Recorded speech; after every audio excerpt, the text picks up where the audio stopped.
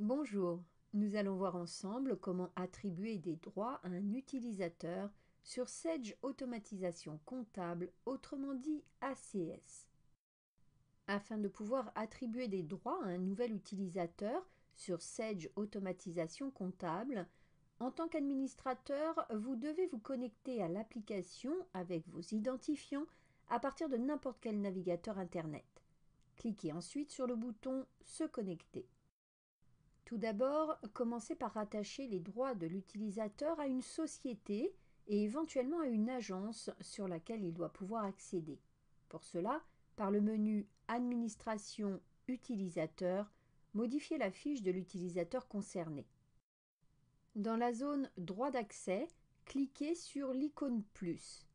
Par la liste déroulante, sélectionnez un droit en fonction du rôle de l'utilisateur. Cliquez de nouveau sur l'icône plus pour sélectionner un nouveau droit. Si besoin, procédez de la même manière pour attacher l'utilisateur à une agence. Cliquez ensuite sur Valider pour enregistrer vos modifications. La colonne Droit d'accès affiche le droit d'accès sur la société et l'agence auquel l'utilisateur peut accéder. Par le menu Administration Droits, pour chaque droit, la liste des actions autorisées est paramétrable. Il suffit de cocher ou décocher les options correspondantes. Si l'utilisateur est rattaché à un droit valideur, il est nécessaire de paramétrer le circuit de validation dans ce sens. Passez par le menu Administration, Données, Catégorie de documents. Modifiez la catégorie de documents concernés. Sur l'étape de validation concernée, sélectionnez comme valideur par défaut de l'agence l'utilisateur. Il peut y avoir plusieurs valideurs pour une même étape. Pour rappel, les étapes de validation servent à décrire ce qui va être fait à chaque étape selon certains critères. Par exemple, à l'étape de comptabilité, c'est la personne qui est à l'agence de Paris qui va traiter les factures. Elle va pouvoir effectuer la ventilation analytique. Par contre, la personne à cette étape ne peut pas déclencher le bon à payer.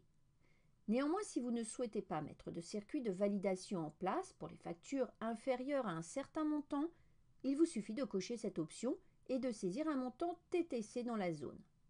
Les factures inférieures à cette somme seront directement comptabilisées. Sur l'étape de validation suivante, il faut commencer par sélectionner le valideur qui aura été paramétré au préalable. Dans cet exemple, toutes les factures supérieures au montant indiqué ici doivent être validées par la personne sélectionnée comme valideur.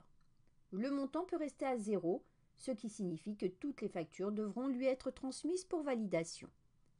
La deuxième option permet d'indiquer que le valideur peut déclencher le bon à payer en fonction du montant de la facture. Par contre, toujours dans cet exemple, le valideur à l'étape 1 ne peut pas procéder à la ventilation analytique. Il suffit de procéder ainsi sur les différentes étapes de validation nécessaires dans votre process interne.